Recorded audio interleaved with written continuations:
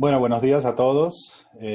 Muchísimas gracias por estar en este seminario de la doctora Cristina Galván. La doctora Cristina Galván es dermatóloga del Hospital Universitario de Móstoles en Madrid.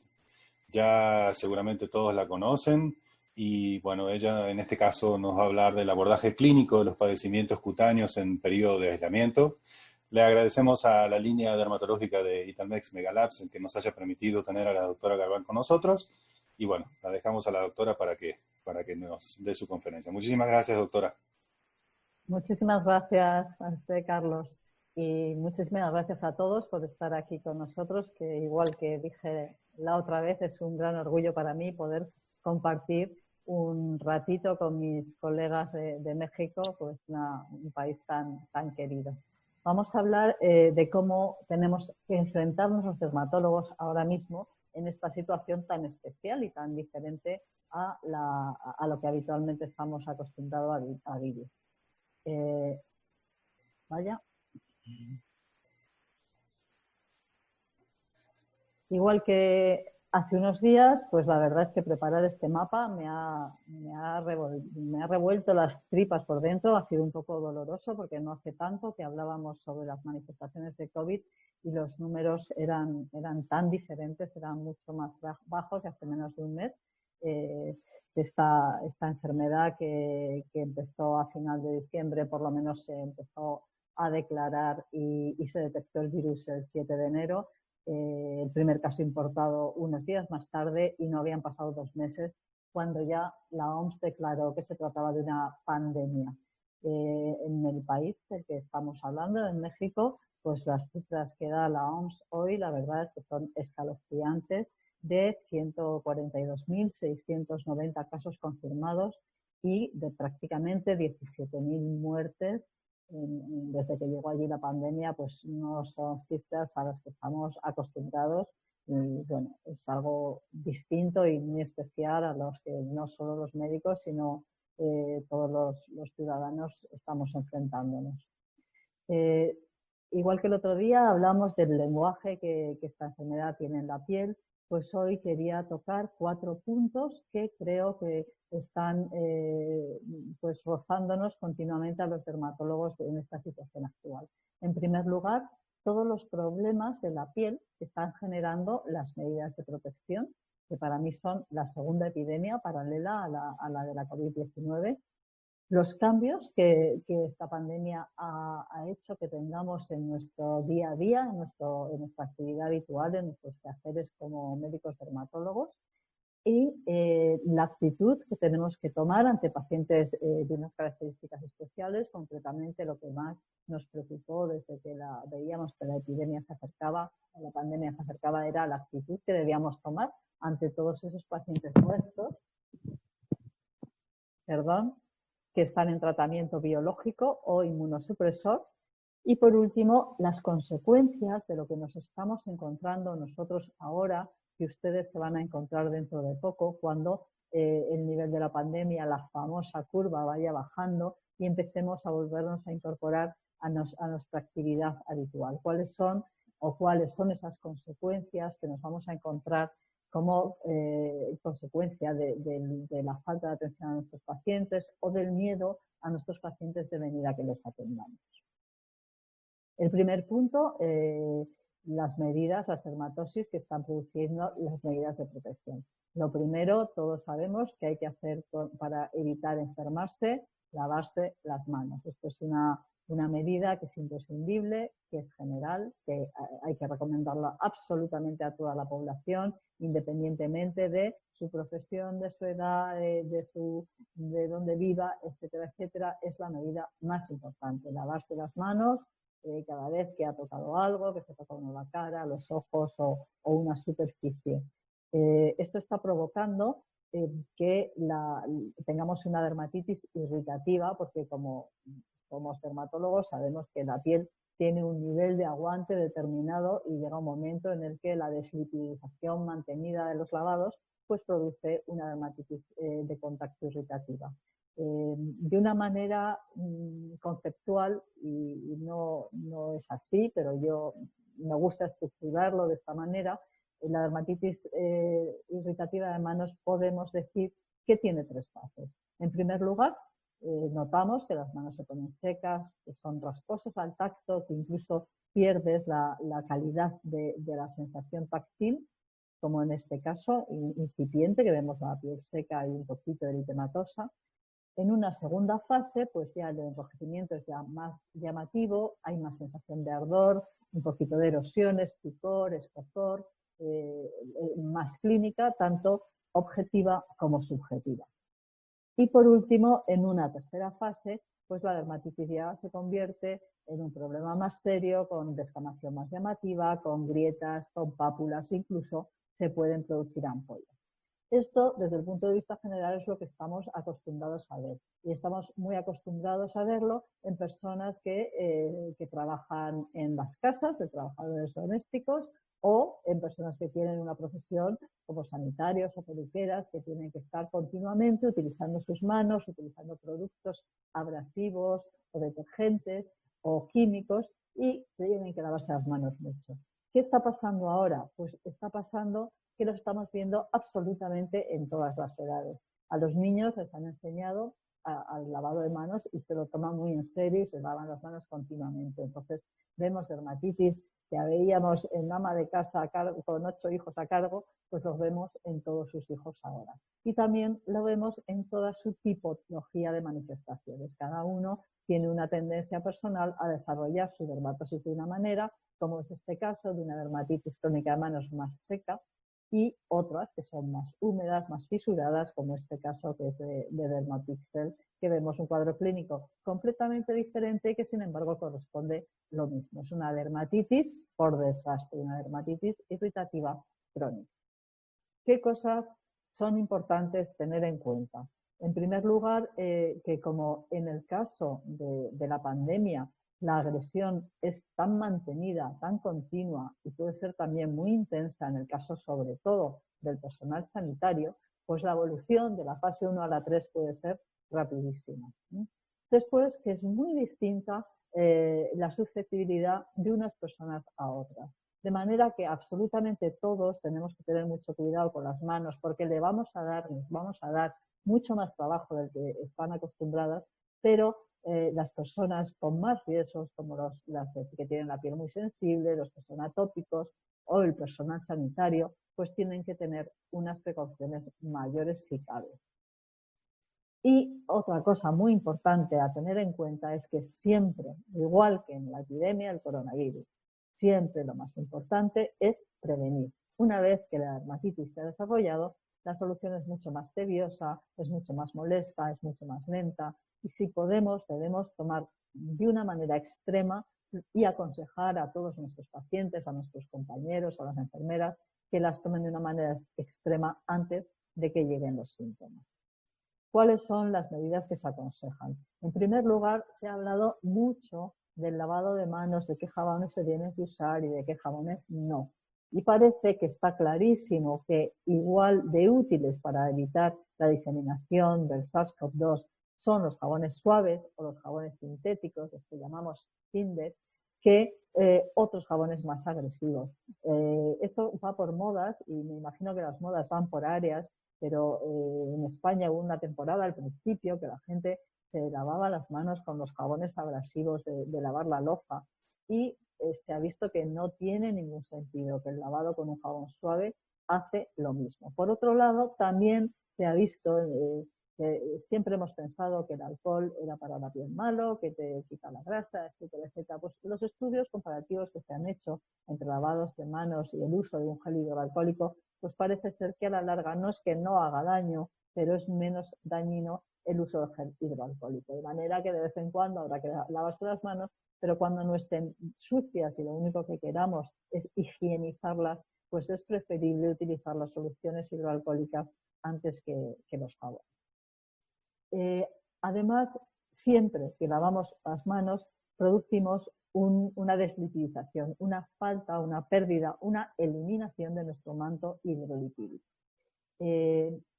También al principio de la epidemia se hablaba de la no conveniencia de utilizar cremas hidratantes porque se decía y decía de una manera totalmente empírica que el virus se podía adherir más sobre una superficie pringosa, por así decirlo, sobre una superficie que tenía el tacto grasiento por una crema que nos habíamos puesto. Esto también se ha visto que no tiene ningún sentido, que al revés, que el virus se adhiere y tiene más capacidad de penetrar en una piel agrietada que ha perdido su función, la función primera de la piel, que es la función barrera, que una piel que está hidratada y que no hemos permitido que se desutilice de esa manera. Por tanto, es muy recomendable después de cada lavado de manos tener un bote a mano, un envase con algún emoliente, alguna crema que nos pueda suavizar o aportar esa grasa que hemos perdido con el lavado.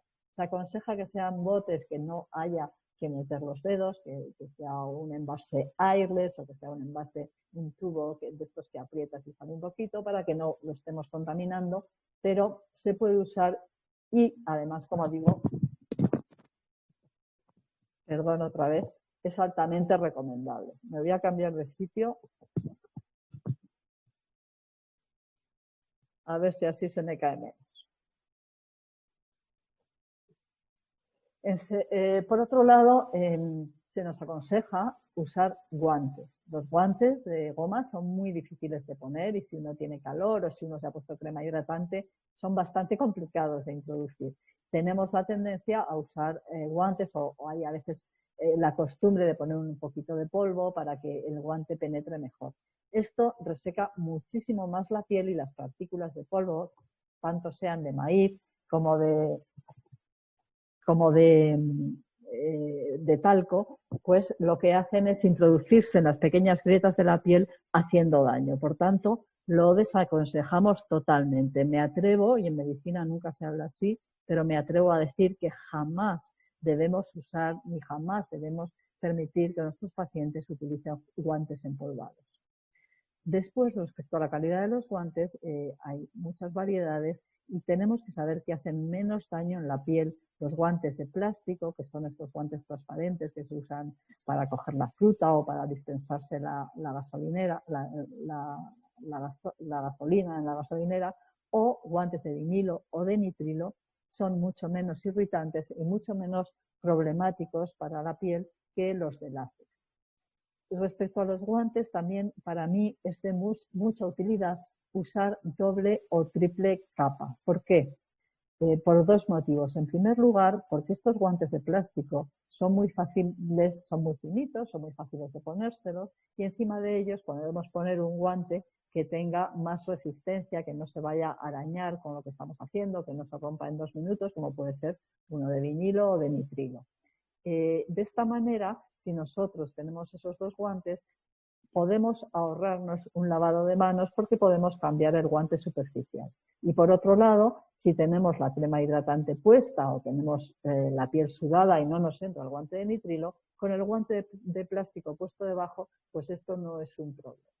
Lo de triple guante es muy útil, o yo lo he visto muy útil a la hora de trabajar nosotros en la clínica, en el que estamos continuamente cambiándonos de guantes, entonces quitar solo la última capa pues te evita lavados de manos y te protege mucho tu piel. ¿Por qué hay que tener todos estos cuidados? Porque siempre los médicos, igual que los que arreglan coches, nos gusta solucionar las cosas una vez que encontramos cuál es la causa y la retiramos. ¿Qué pasa en este caso? Que no podemos retirar la causa. Los lavados de manos son necesarios, son obligatorios y son continuos. Por tanto, hay que hacer otras cosas que no sea eliminar la causa, proteger y reforzar nuestra barrera. Cuando ya se ha establecido el eczema, además de extremar las medidas de precaución, siempre hay que utilizar otro tipo de tratamientos. En las fases que he puesto o que he llamado 2 y 3, las cremas hidratantes con mucha frecuencia producen un escozor o una sensación de ardor muy molesta y para esos casos se aconseja el uso de vaselina no perfumada. La vaselina esterilizada, no perfumada, que es baratísima, que nos produce pues una emoliencia, es de mucha utilidad para estos momentos en los que la piel ha perdido su función y no tolera otro tipo de aplicaciones. Las vaselinas saben ustedes que tienen muy mala fama porque procede del petróleo. las cremas hidratantes, los emolientes, las cremas de manos, pues muchísimas de ellas lo tiene, y una cosa es que la procedencia sea petróleo, otra cosa es que ese compuesto exacto con esa procedencia tenga problemas en la piel, que no está en absoluto demostrado que los tenga. Y además del uso de la vaselina como sustituto a los emolientes, cuando estos no se toleran, pues hay que utilizar corticoides. Muchas veces con una mediana potencia, si se coge a tiempo suficiente, pero en casos ya más avanzados tenemos que usar corticoides de alta potencia. Sí que se aconsejamos los dermatólogos que cuando se usen corticoides se haga una pauta establecida, no me lo pongo un día y estoy mejor y lo dejo, sino pues establecer, nosotros como dermatólogos establecemos al paciente una pauta que debe cumplir hasta que mejore. En casos en que el paciente está muy mal, muchas veces no queda más remedio, que en estas situaciones una catástrofe, cuando hacen falta sanitarios de una manera extremada, pero a veces no queda más remedio que valorar una retirada temporal del trabajador de su trabajo, de su ambiente laboral. No todos son las manos, sino que también están otro tipo de problemas en la piel. Pues estas son 3 compañeras mías del hospital, y ese disfraz no es para ponérselo media hora, sino que es para estar muchas horas con el puesto encima y sudando y con calor y de un trabajo a otro y en una situación de estrés. Esto, lógicamente, hace que nuestra piel tenga que funcionar en unas condiciones a las que no está acostumbrada y protesta y reacciona, y por eso estamos viendo una serie de problemas. Ya nuestros compañeros italianos, cuando todavía pues, en febrero, no, en marzo, pues publicaron esto en las redes sociales, de lesiones que son como hematomas o lesiones producidas por el apoyo de todas las medidas de protección de las gafas propias, las gafas de protección, la mascarilla, los gorros, la capucha, en fin, un montón de cosas que aprietan, que no se tienen que mover porque no te tienes que tocar la cara, en fin, y acaban la jornada laboral de esta manera. Esto es real y esto lo hemos vivido en todos los sitios donde se han producido las epidemias. Por un lado, se nos aconseja que nuestras gafas nos las pongamos sujetas con esparadrapo. No todo el mundo aguanta el esparadrapo, y el esparadrapo en la piel puesto tanto rato, pues la verdad es que puede llegar a producir mucha irritación, y hay muchos pacientes o muchas personas que tenemos o que tienen alergia al esparadrapo. Sobre las gafas propias, que es una estructura rígida, las gafas de protección, que apoyan la nariz, que apoyan la frente y que da todas esas imágenes que hemos visto antes en los compañeros italianos. En general, estos problemas de dermatitis faciales por EPI son más frecuentes en personas que tienen alguna dermatosis previa con afectación en la piel, en la cara o en otras zonas. ¿Qué consejos damos de una manera general? En primer lugar, siempre se nos pregunta qué me tengo que poner en la cara. Lo más adecuado es que cada persona utilice aquel producto que en condiciones normales le tiene su piel en unas condiciones eudérmicas. Es decir, no le podemos recomendar un emoliente que es barrera y que es graso y que es excelente y que es muy bueno a una persona que tiene una tendencia acnéica o que tiene una dermatitis seborreica. Cada uno debe tener la piel de la manera más eudérmica posible, más homogénea, más adecuada. De esa manera es más fácil que sufra menos. Por otro lado, sí que se recomienda en esta temporada evitar todos los productos que pueden ser irritantes. Por ejemplo, se recomienda lavar la cara con agua y un poco de jabón suave, de glicerina o un Sindet, mucho antes de usar leches limpiadoras, que siempre dejan más residuo y pueden ser más irritantes, o toallitas limpiadoras que llevan una serie de sustancias que nos pueden irritar. Evitar el uso de maquillajes, evitar los lavados con aguas de temperatura muy caliente, que es más irritante. Y en casos, como he dicho antes, de personas con piel grasa, es muy importante que eviten el uso de cremas oclusivas, de cremas grasientas o de vaselina, que en muchos casos hemos visto que se las ponen para protegerse del EPI que llevan delante, y al final lo que les produce son foliculitis e incluso infecciones. En caso de intolerancia a la mascarilla, que puede ser una intolerancia simple por oclusión o puede ser por alergia a alguno de sus componentes, siempre que sea posible y que exista debemos aconsejar cambiar por una mascarilla que se tolere mejor y el uso de cremas barreras adecuada a tu tipo de piel. Además, es muy recomendable el uso de gasas de algodón o bien de pañuelos de tisú, de un pañuelo finito de papel, entre la piel y el tejido, de manera que, por un lado, absorba la humedad de nuestra transpiración y, por otro lado, haga una barrera más efectiva entre la mascarilla y nuestra piel. Cuando hay alergia al adhesivo o a los componentes de gomas de los EPIs, bien de las gafas o de las capuchas, lo que aconsejamos es que se utilicen cintas que sujeten las gafas desde la patilla, que las sujeten bien a la cabeza, porque todos los preventivistas nos insisten en que las gafas no se muevan para que el personal sanitario no se toque la cara. Por tanto, si el esparadrapo no es buena idea, pues es mejor idea sujetarlo por detrás con una cinta. Con un cordón. Y por otro lado, cuando los daños son traumáticos, como las fotos que hemos visto antes, se aconseja el uso de almohadillados en las zonas donde hay roce o tensión. A lo mejor se tarda 5 minutos más o 10 en vestirse, en prepararse, pero es importante porque luego van a ser muchas horas trabajando con esto. Cuando el roce es pequeño, es útil el uso de un hidrocoloide, del típico apósito que se utiliza para tapar las heridas. ¿Quería algo? No sé si me quieren decir algo. No.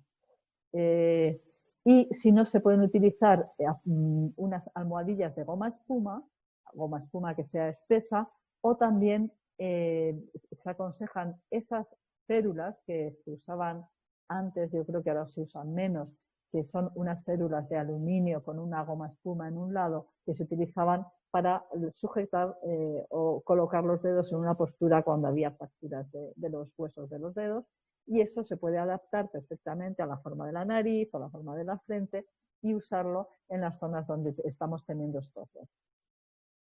¿Qué manifestaciones clínicas vemos? Pues puede ser dermatitis irritativa, como la que hemos hablado antes de las manos, pueden ser eczemas francos, o también estamos viendo empeoramiento de dermatosis previa, como puede ser el acné, la dermatitis seborreica.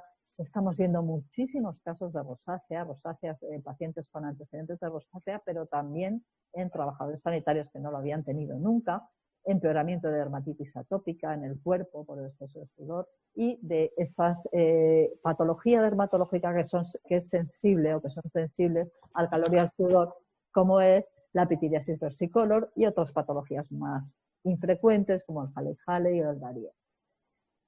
También podemos ver dermatitis alérgica de contacto, al fin y al cabo están hechos de productos con los que no tenemos contacto habitual y puede producirlo. Y por fin las agresiones físicas, que son pues esas erosiones o incluso úlceras de decúbito, hematomas en las zonas. Perdón, pero estoy oyendo muchísimos ruidos, no sé a qué se debe. No. Bueno, yo sigo. En las zonas de roce. Este es un caso de una compañera mía, anestesista, que ha pasado a estar todo el tiempo pues haciendo de especialista en UBI durante toda la pandemia, y nunca había tenido granos, y esta es su situación actual. Ha necesitado hasta tratamiento oral, pues porque ha recurrido tarde a contarnos. En el cuero cabelludo lo que estamos viendo por los sombreros, los gorros, la capucha, etcétera, etcétera, es prurito y aumento de sintomatología de dermatitis seborreica, como es este. Y en el cuerpo, pues como os he dicho antes, todas estas dermatosis que son sensibles al calor o al sudor mantenido. Y todo esto nos puede confundir o se puede juntar, se puede formar aquí un ensamblaje entre la dermatosis que está produciendo el EPI en sí mismo con las dermatosis que empeoran, como puede ser psoriasis, por ejemplo, en situaciones de estrés que quieras que no, pues la persona que lleva un EPI está en una situación que podemos interpretar como estresante. Estas lesiones traumáticas, estos decúbitos, también lo vemos en nuestros pacientes. Este es un estudio que han publicado sobre los problemas de decúbito que tienen los pacientes de COVID ingresados, que sabéis que primero están llenos de tubos y de aparatos, segundo se pasan muchos días en posición prono para aumentar su capacidad pulmonar y pues con estas consecuencias. Entonces, nos llaman la atención de manera que tengamos en cuenta la cantidad de dispositivos que están usando que pueden producir estas alteraciones traumáticas y cómo pues, debemos llegar a un consenso para proteger a nuestros pacientes no solo del virus, sino también de esto. También hace una buena explicación de lo que ya conocemos, de la anorexia tisular, de lo que genera la presión mantenida en un paciente que además está intubado, por tanto está sedado, por tanto es mucho más fácil. En la población general también, en España ahora mismo es obligatorio el uso de mascarillas para salir a la calle o para ir a cualquier sitio público y estamos viendo que el uso de mascarilla produce este tipo de irritaciones, pero también empeoramiento de dermatosis previas, como es este caso de este chico que también en las redes sociales ha puesto un dermatólogo español con un empeoramiento importante de una dermatitis seborreica que ya tiene. Bueno, vamos al segundo punto, que son todos los cambios que hemos tenido que hacer de una manera urgente de un día para otro en nuestra actividad habitual. En primer lugar, la manera de atender a los pacientes. Nosotros, pues más o menos, unos centros más y otros menos, siempre estábamos predispuestos o conocedores de lo que es la atención telemática, pero ha llegado un momento en que para cuidar a nuestros pacientes teníamos que evitar que acudieran a los centros sanitarios y, por tanto, pues hemos tenido que hacer atención telemática. Hemos tenido todos que potenciar, que aprender y que mejorar lo que es la teleconsulta, la teledermatología. Este tipo de atención en un momento cuando solamente podíamos ver casos muy urgentes era completa y pues en este momento por lo menos en mi experiencia o lo que a mí me parece más útil, es verdad que hay muchas cosas que se solucionan directamente, pero me parece muy útil la atención mixta, ¿no? Solucionar todo lo que se pueda a distancia y tanto antes de la consulta como después, la entrega del informe, las explicaciones, etcétera, etcétera, de manera que el paciente esté en el hospital el mínimo tiempo posible. Ahora explicamos un poquito. Y también es diferente hacer la atención telemática directa, paciente-médico, a como muchos hospitales estábamos acostumbrados, que era hacerla mediada a través del médico de cabecera, que siempre es mucho más sencillo, siempre está más orientado, siempre es más fácil de hacer, pero en este caso pues no ha sido posible, porque igual que no podían venir al especialista, tampoco podían ir a atención primaria a los pacientes. En un segundo lugar, hemos tenido que hacer un cambio muy importante en la estructura de nuestros lugares de trabajo y de nuestra organización de consultas, tanto por las medidas de protección, tanto para los trabajadores como para los pacientes, como en todos los esquemas y los circuitos que tenemos de atender y de citar a nuestros pacientes. Y por último, el cambio tremendo en el que estarán ustedes ahora, que es el trabajar en áreas completamente ajenas a nuestra competencia habitual.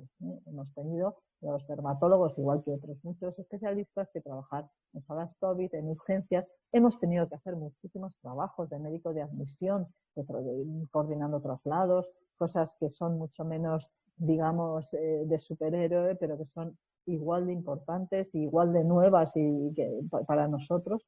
Y a la vez hemos tenido que hacer investigación porque todo era nuevo, no sabíamos nada y había cosas en la piel y esta investigación ha tenido que ser diferente, ha tenido que ser contrarreloj absolutamente. Respecto a la teledermatología, ¿qué tenemos que tener en cuenta? Pues en primer lugar, a ver, la teledermatología tiene sus detractores. La medicina es una labor muy humana, la relación médico-paciente, el contacto, el dar la mano a un paciente y apretársela cuando es necesario, el tocar una queratosis actínica. Y hay personas que adoran la teledermatología. La verdad está, como siempre, en la mitad, en las dos cosas. Pero la realidad del asunto es que en este momento, en la situación de pandemia, todos debemos adorar la teledermatología porque nos ha permitido no tener completamente abandonados a los pacientes y nos ha permitido hacer una selección muy bien hecha de los pacientes que realmente valía la pena que corrieran el riesgo de acercarse a un centro sanitario por la patología que tenían. De hecho, al menos aquí, pero yo sé también que en otros países y concretamente en su zona, se han incrementado y ha habido muchísimas iniciativas de teledermatología, tanto en centros públicos como en centros privados, como en iniciativas solidarias. Nosotros, pues, un grupo importante de dermatólogos españoles, hemos atendido montamos una iniciativa solidaria que tenía la finalidad de que el paciente no estuviera agobiado, pero no se presentara a colapsar aún más el centro sanitario y a coger el riesgo de contagiarse. Y yo me siento muy, muy satisfecha de aquella iniciativa que ha sacado adelante un montón de consultas. Es muy importante que tengamos en cuenta que la resolución que podamos adquirir con una teledermatología depende muchísimo de dos cosas, de los medios técnicos que tengamos. No es lo mismo hacerlo con un teléfono de una resolución de fotos fatal o con una pantalla de ordenador buenísima, o que resulta que el que está al otro lado tiene un vídeo dermatoscopio y nos puede mandar la foto de la lesión y encima su dermatoscopia. No se parece en nada la calidad de diagnóstico al que podemos llegar en unos casos y en otros. Y como hemos dicho antes, tampoco tiene nada que ver la teledermatología cuando está mediado por un compañero, por un médico que sabe enfocarlo, que te puede hablar más de la patología general, que cuando lo hace directamente el paciente. No es imposible, pero sabemos que tiene que ser diferente lo que podamos esperar de un caso y de otro. Por otro lado, es muy importante que no nos tiremos a la piscina sin tener en cuenta todos los aspectos legales que tiene esto. Nuestra actividad como médicos tiene las mismas responsabilidades, lo hagamos cara a cara, que lo hagamos a través de teledermatología. Y además tenemos que tener unos consentimientos específicos, tanto para el manejo de los datos del paciente, lo que te está contando a través de WhatsApp, a través de correos electrónicos, a través de una videoconferencia. Tenemos que tener consentimiento por su parte de que acepta que manejemos sus datos y que manejemos a través de estos mismos medios sus imágenes. Todo esto lo tenemos que tener en cuenta. En segundo lugar, la plataforma que usemos también tiene que tener las medidas de seguridad y de protección de datos necesarias para que esto no tenga riesgos legales, para el médico que lo está haciendo. Y por último, esto es la experiencia propia, la experiencia que yo estoy llevando a cabo en la desescalada, con la que me siento muy, muy contenta, que es el concepto de asistencia mixta. De manera que bien por videoconferencia, bien por correo electrónico o por WhatsApp, se hace una entrevista, se le hacen al paciente responder una serie de preguntas, de manera que nos cuenta todo aquello que nos hubiera contado estando sentados delante nuestro. De forma que cuando el paciente llega a la consulta, directamente pasa a la camilla de exploración y o bien se le explora o se realizan las técnicas que tienes pensado hacer, y cuando esto se termina, el paciente se pasa en un medio hostil el mínimo tiempo posible, el que es necesario para tocar, ver y tratar, y después, cuando el paciente se ha ido, el médico hace el informe y lo remite por los mismos medios telemáticos. Para mí esta asistencia mixta está siendo de muchísima utilidad y está haciendo que mis trabajadores se sientan muy seguros y que mis pacientes se sientan muy seguros y que nunca jamás se hayan encontrado con otro paciente en la consulta, gracias a esto, gracias a que permanecen en la consulta el tiempo mínimo imprescindible. También de esta manera, siempre que paciente y paciente hay que limpiar todo con el líquido antivírico, que todos los picaportes donde ha dejado la ropa. Si el paciente solo está en la sala de exploración y no pasa por la sala de espera ni pasa por la consulta en sí misma, pues esto es mucho menos trabajoso.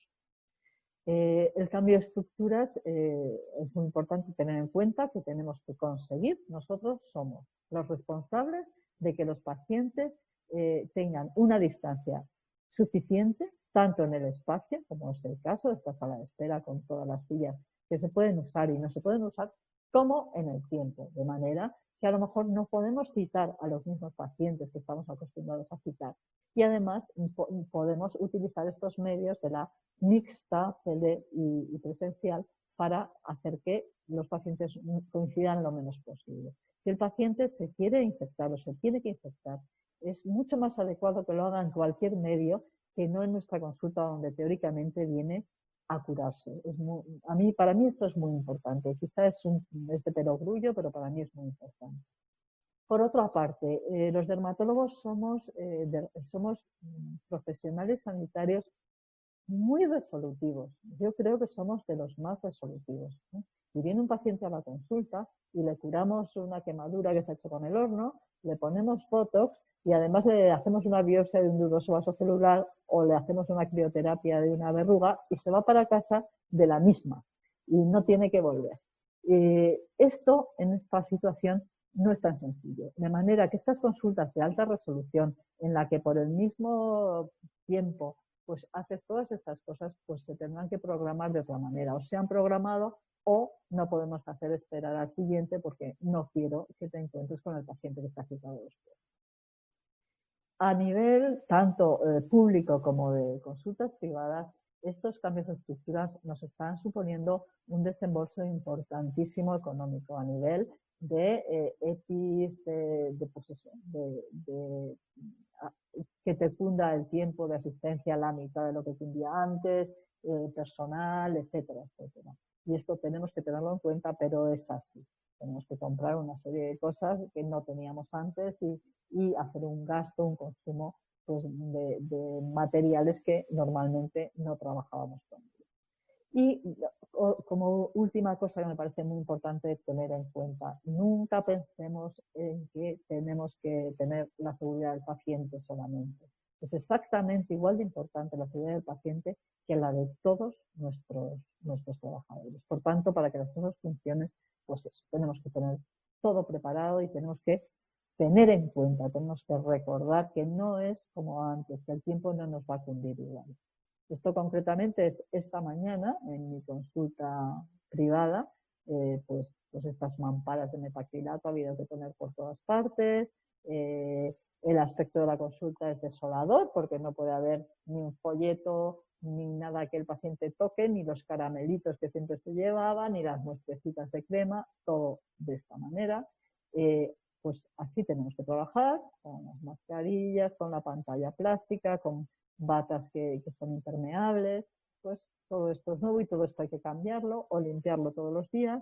Y a nosotros Sanidad nos dice que está prohibido utilizar el baño. Esto es una cosa que a mí me parece muy difícil de cumplir, pero bueno, la mayoría de los pacientes pues no tienen una urgencia suficiente como para eso, pero es otro cambio nuevo que tenemos que aceptar. Por último, el trabajo, bueno, por último no, por último de este capítulo, el trabajo en áreas a las que no estamos acostumbrados, como esta zona, que era una zona que se reconvirtió de repente en UBI, donde hemos trabajado médicos de todas las especialidades, que tenemos que tener en cuenta esto. En primer lugar, los aspectos legales. Nosotros seguimos siendo médicos, vamos a hacer cosas en las que no somos expertos, así es, ¿eh?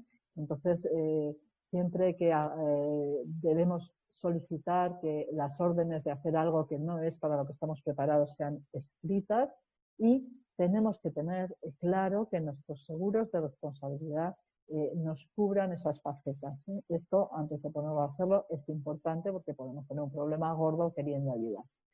Como aspecto muy positivo, me parece a mí que esto nos ha ocasionado un rejuvenecimiento interior, ¿no? El hecho de trabajar aprendiendo de otros, estamos acostumbrados a yo sé mucho de lo mío, pues ir como de residente, la verdad es que para mí y para otros compañeros míos ha sido muy placentero y nos ha hecho sentirnos muy bien, como más jóvenes otra vez. Y ser muy humildes, reconocer claramente nuestras limitaciones. Yo estoy aquí para ayudar, yo quiero sacar el trabajo adelante, pero si no me siento capacitado, tengo un compañero al que pedirle ayuda, al que pedirle consejo, aunque me llame pesada, porque lo primero que no queremos hacer es daño. el siguiente capítulo que vamos a hablar es qué hacemos con nuestros pacientes. Concretamente, este asunto, este tópico del que nos ha preocupado tanto. Hay una cantidad tremenda desde los mismos inicios de la epidemia. ¿Qué pasa con nuestros pacientes que tenemos con biológicos o que tenemos con inmunosupresores? ¿Se van a poner más enfermos? ¿Se van a coger más la enfermedad? ¿Se lo tengo que quitar? ¿Se lo tengo que dejar? Afortunadamente hay un montón de estudios, un montón de guías y un montón de consejos que seguir para saber cómo tenemos que hacer. Este artículo me parece que expresa muy bien, estos gráficos son de este artículo, expresa muy bien la relación que tiene pues, las citoquinas tanto en las enfermedades inmunomediadas como en la enfermedad COVID-19. Por un lado tenemos el árbol de las citoquinas, con las distintas interleuquinas y las enfermedades en las que son diana, como la artritis reumatoide, la espondilitis, la psoriasis,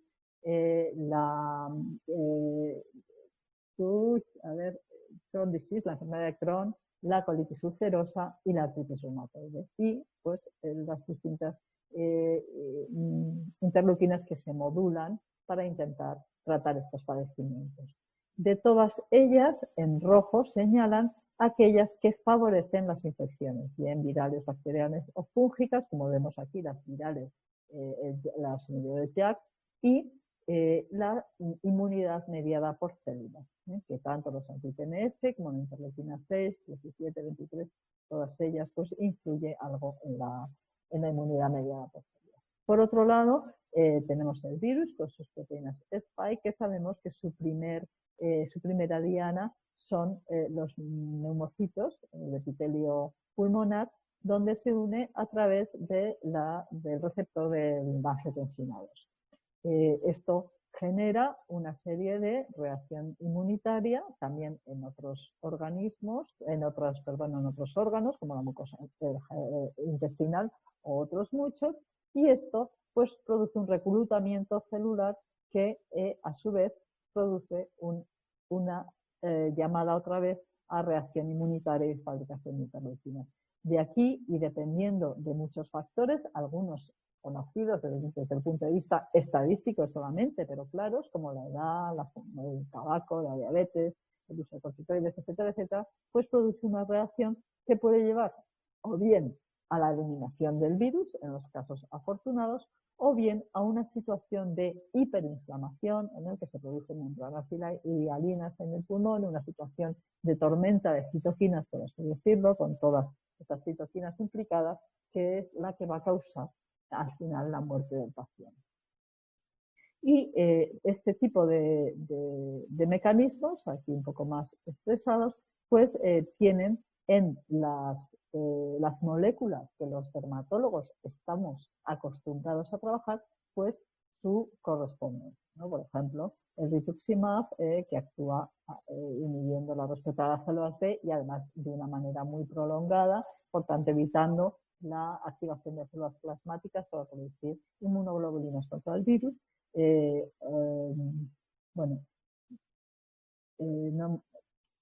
Esto ya hemos hablado un poquito antes por acortar tiempo, pero el virus entra en el organismo, actúa sobre el epitelio y de ahí produce una reacción primera de inmunidad innata altamente eficaz si funciona, que es fundamentalmente a base de interferones, y parece ser también que el virus inhibe esta reacción de interferones y hace que favorezca la replicación. Posteriormente, una vez que el macrófago ya es consciente de que tenemos el virus, pues favorece la diferenciación celular. En esta linfocito B sabemos que actúa el rituximab, y en la célula T pues tenemos el dupilumab, el istelinumab y el gustetumab, y bueno, si esto prolifera y hay una retroalimentación autoinflamatoria, pues se produce por lo que se llama la tormenta citokina. Aquí a nivel de la célula presentadora de antígeno, pues vemos que también las moléculas que conocemos como el brodalumab, el anakinra, el adalimumab, el infliximab, en fin, todas estas moléculas, la ciclosporina y el tacrolimus, inhibidores de la calcineurina, y los glucocorticoides. Por tanto, con esta correlación entre las citoquinas que actúan o que tienen que ver con la infección COVID-19 y con nuestros medicamentos, pues de una manera empírica elaboró esta tabla según la cual hay moléculas en que parece que debemos preocuparnos de que aumenten el riesgo de una mala evolución de enfermedad COVID-19, entre los cuales están algunos medicamentos que se utilizan o que se han utilizado de hecho para tratar, como los corticoides, a los enfermos, pero por su mecanismo molecular es propio pensar que puede ser preocupante utilizar corticoides, tacrolimus, ciclosporina, nicofenolato nocetilo, acetiopina y metotrexato, que tienen un riesgo moderado y que tenemos que tener cuidado, los inhibidores, o sea, anti-TNF, y brodalumab, secukinumab y ipilimumab. Y sin embargo, que parece que tienen muy poquito riesgo los inhibidores de interleuquinas y el apremilast. Por tanto, esto les lleva a pensar que debemos considerar para algunos tratamientos cuando hay síntomas, pero que otros pues no es tan importante y que si no son casos graves pues no debemos quitarlos. Hay un caso especial que no, porque casi todas las moléculas de las que estamos hablando son las que tienen que ver con los tratamientos que usamos para psoriasis.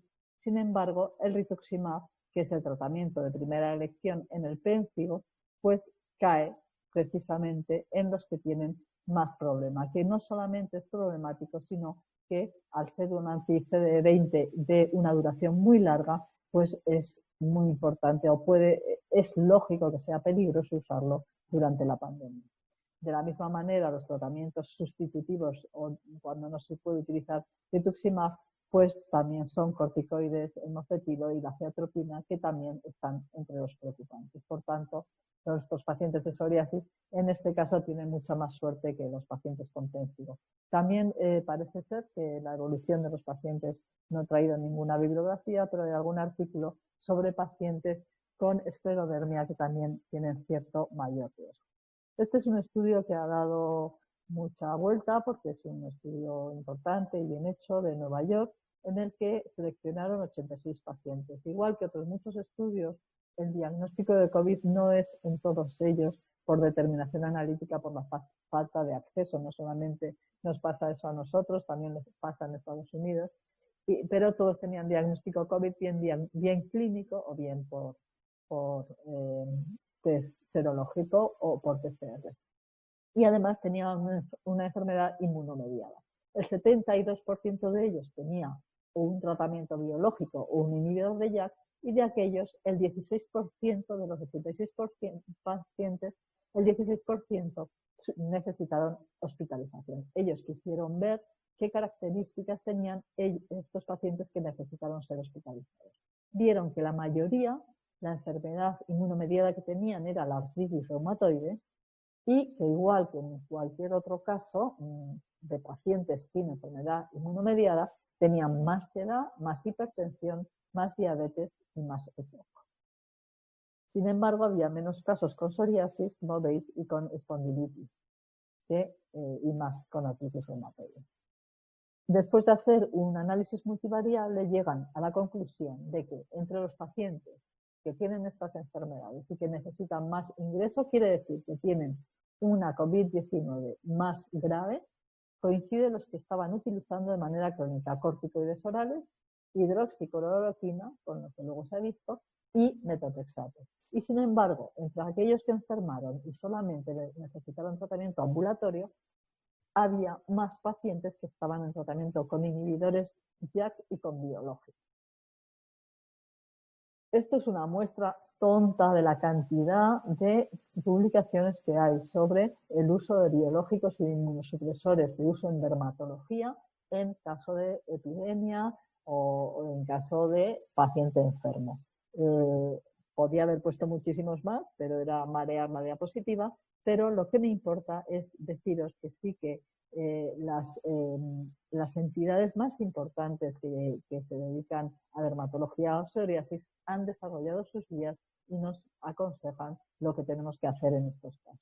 A mí me gusta este artículo de Tiago Torres porque dice más o menos lo que dicen las guías, pero lo enfrenta de una manera de personalización, personalizar la decisión delante de cada paciente. Ellos parten de la base de lo que está analizado en todos los estudios, de que los pacientes inmunosuprimidos no tienen más riesgo de tener un COVID-19 más grave. Esto es natural, sabemos que a nuestros pacientes los está matando el exceso de inmunidad, por tanto, pues tener esa inmunidad un poco a raya, pues hace pensar que sea lógico que no tengan una COVID-19 más grave, y así se ha visto. Entonces, ante estos casos, debemos tener en cuenta, primero, ¿dónde vive el paciente? No es lo mismo un paciente que está en algún tratamiento de este estilo y que vive en un lugar donde no hay prácticamente casos, que si está en los núcleos céntricos con muchísima mayor prevalencia y con mucha más incidencia de casos.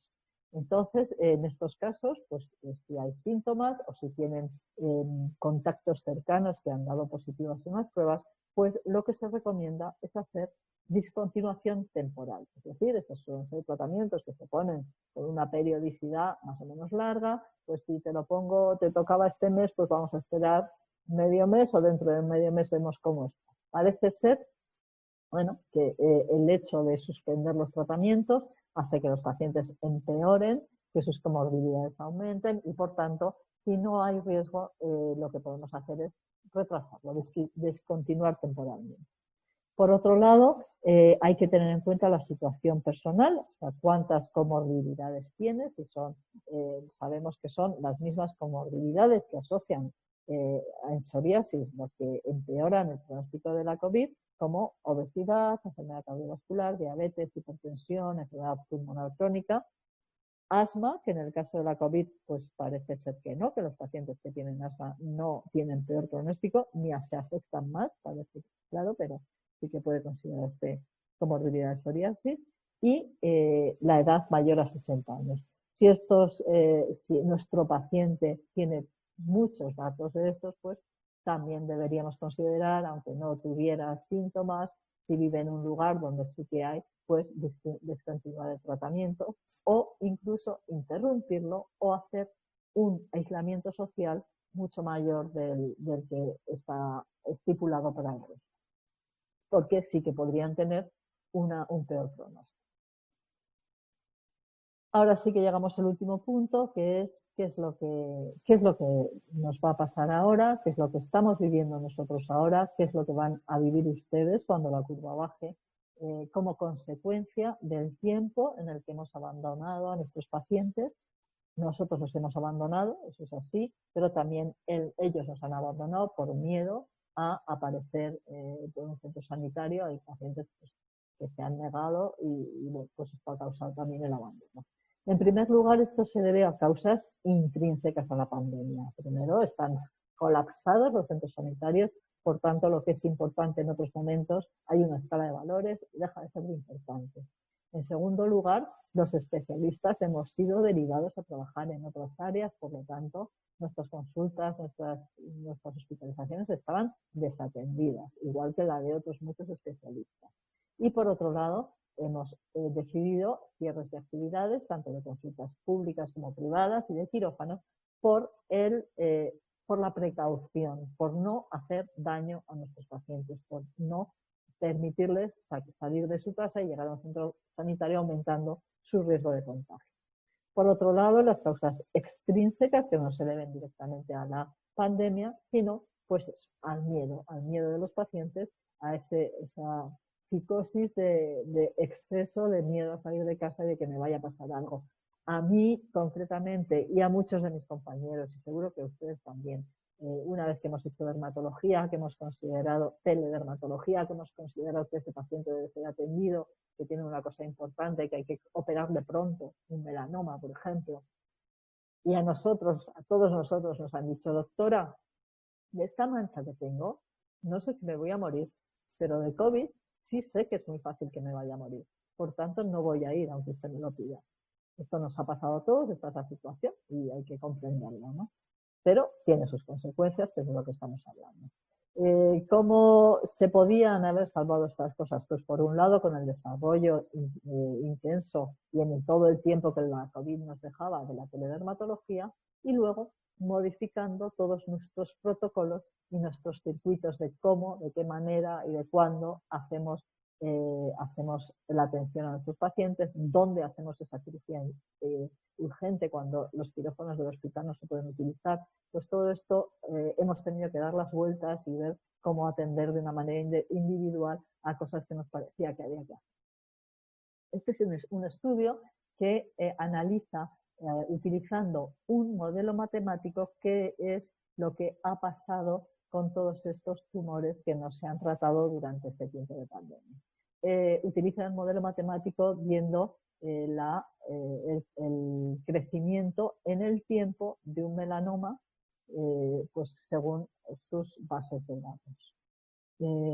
Con esto llegan a la conclusión que si la supervivencia global del melanoma a los 5 años global era del 85%, si hay un mes de retraso, esta baja al 79%, y si hay 3 meses de retraso en el diagnóstico, baja al 72%. Esto es diferente dependiendo del Breslow, pero de una manera global estos son los datos publicados en este estudio. Y también se acaba de publicar por los mismos autores lo mismo con el carcinoma espinocelular, con una supervivencia global a los 2 años basal de 86% y de 80% a los 5 años, con un retraso de diagnóstico disminuye 4 puntos y 5 puntos, y con 3 meses de diagnóstico disminuye 7 puntos y 8 puntos respectivamente. Por tanto, pues son cifras a tener en cuenta, son importantes, y ojalá podamos ir sacando todos estos acúmulos, todos estos retrasos adelante en el menos tiempo posible. Las conclusiones, que bueno, ya saben ustedes que me gusta hacer conclusiones personales más que científicas cuando se trata de hablar, es la importancia, ante lo que nos viene de una manera inesperada, adaptarse, sea lo que sea, pase lo que pase, inventarse las vueltas para poder adaptarse y seguir atendiendo de la mejor manera posible en esta situación. La necesidad, la diversión y lo interesante que es aprender, que es algo que nos ha puesto delante la COVID-19 sin que nosotros queramos, y la el renovado valor o la importancia de lo que es la escala de lo importante. Lo que era para nosotros importantísimo, pues hay que tener en cuenta qué es lo más importante: que el paciente venga, que le trate por teledermatología, que venga. Tenemos que tener una mente muy fría, muy tranquila, muy analítica, para dar a cada punto el valor que realmente le corresponde. Y nada, muchísimas gracias por la atención. Pues si tienen alguna pregunta, y estaré encantada de que dialoguemos o que charlemos sobre ello. Muchas gracias, doctora. Todo muy claro. Sí hay algunas preguntas ya. Me gustaría podérselas hacer. Encantada. Bueno, lo primero que preguntan es que ¿qué software utilizas para la dermatología, teledermatología? O sea, si hay alguno en particular, alguna... Pues yo utilizo 2 software para teledermatología. Utilizo uno específico que es solamente para médicos y que a mí me gusta porque tiene todas las bendiciones de seguridad y protección de datos. Es exclusivamente médico, es un software alemán y no puedo dar el nombre aquí, pero por privado no me importa nada darlo. Y tengo que decir que nunca, por lo menos en España, en la medicina pública las cosas son tan estrictas como nos gustan que sean en la medicina privada, y en el hospital la dirección nos hace utilizar Zoom. Yo no sé porque no cuesta dinero, ¿no? No sé qué valor, qué protecciones tiene ni nada, pero sé que lo utilizamos en el hospital porque es el que desde la Consejería de Sanidad nos dicen que tenemos que usar.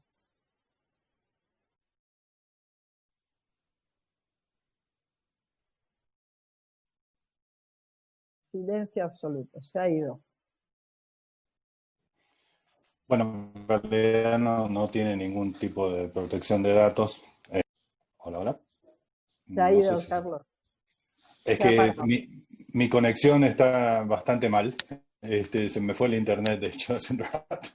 Pero bueno, lo que le decía es que sí hay muchas plataformas. Zoom no tiene Perdón, ningún tipo de protección. perdón, Sí. Carlos. Entonces, cuando ha dicho que todo estaba muy claro, ha sido teórico, porque no me ha escuchado. No. Puse el teléfono. Me preguntan creo que si el uso de jabón neutro, acá en México cada vez que alguien tiene una dermatitis, dicen que tiene que usar jabón neutro, que si eso es un mito o se puede usar el jabón perfumado. A mí me parece que cuanto menos irritantes utilicemos, mejor. Yo soy partidaria, es una opinión muy personal, de los jabones sólidos frente a los jabones líquidos. ¿Por qué? Porque un jabón sólido no necesita la cantidad tremenda de conservantes que utiliza, ni colorantes, ni perfumes que utiliza un jabón líquido. Entonces sí, yo creo que el jabón neutro, el jabón de glicerina, el jabón sólido graso, yo creo que es mucho más respetuoso y sobre todo añades muchos menos irritantes. Cuanto menos, más contenta la piel. En cuanto al perfume, igual entonces. Igual, Es lo mismo. igual. Igual, hablo Igual, igual, igual. de conservantes, colorantes y perfumes. Ok. Hace una pregunta muy particular, no sé, dice que qué opina del software Derm Engine. No sé si lo conoce Sí, lo conozco. y Lo conozco. qué opinión le da. No lo he manejado. Lo conozco y lo tengo descargado, de hecho, pero no lo he manejado. No puedo decir. Sé que tiene Bueno, capacidad para dermatoscopia, por eso me lo descargué. Eso es muy interesante. Pero tiene que comprarse el paciente un terminal de ah, dermatoscopia, creo. Pero no lo también he están usado. preguntando, ok. Preguntan si en pacientes con COVID-19 se ha visto un aumento de ferritina y de gamma-glutamil transpeptidasa 2, que son marcadores de hepatopatía. Que si es efecto del virus o más bien de los fármacos, como por ejemplo haber usado glucocorticoides o ivermectina. Yo creo que son he entendido Adelante. sobre el aumento de la ferritina y la gamma-glutamiltransferasa. Estos dos son marcadores de reactantes agudos, o sea, son marcadores directos de inflamación, no solamente en problemas hepáticos, sino pues en cualquier enfermedad inflamatoria, como por ejemplo un STIL. Entonces yo creo que en el caso de la COVID expresa, pues igual que la linfopenia, expresa que hay un exceso de inflamación. Perfecto. Pues no sé si hay alguna pregunta más de todos. Hemos tenido más de 100 participantes. Ese ha estado muy bien. Las veo, estoy viendo las preguntas en el chat, que lo veo más claro. Pues Sí, nada, pues ya está. No hay más preguntas. no hay más preguntas. Bueno, pues doctora, no me queda más que agradecerle por haber estado con nosotros. La verdad es que ambas conferencias han sido muy ilustrativas. Y bueno, ojalá sigamos en contacto y le deseamos todo lo mejor allá en España y espero que nosotros podamos salir tan bien como lo han hecho ustedes aquí. Bueno, yo a usted no le oigo, pero quiero dar muchas gracias a los organizadores y a todas las personas que están en México. Me hubiera gustado mucho más que esta charla fuera en el Palacio de la Inquisición de Ciudad de México, pero no ha podido ser. Ha sido por teledermatología, pero bueno, hubiera sido más bonito en la escuela de médicos de allí. Pero encantada y a su disposición para cuando haga falta. Muchas gracias, doctora. Nos vemos pronto. Hasta luego. Hasta luego.